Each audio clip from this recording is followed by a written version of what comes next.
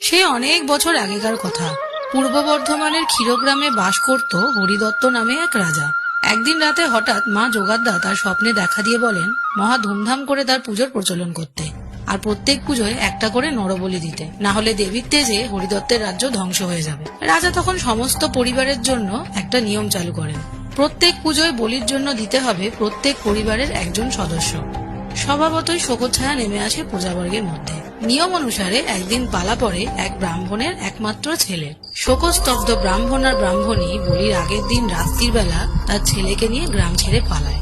পালাতে পালাতে তারা গ্রামের শেষ প্রান্তে এসে এক বুড়িকে দেখে দাঁড়িয়ে পড়ে। তাদের পথ আটকে সেই বুড়ি ব্রাহ্মণীকে জিজ্ঞেস করেন, এত রাতে তোমরা কোথায় যাচ্ছ?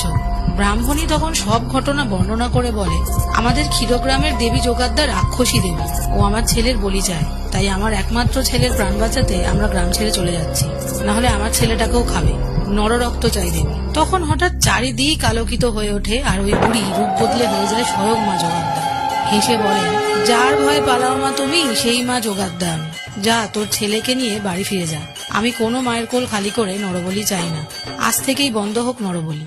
দেবী যোগাদ্দার আশীর্বাদে তারা তখন গ্রামে ফিরে আসে এবং নরবলির পরিবর্তে শুরু হয় মহিষবলি।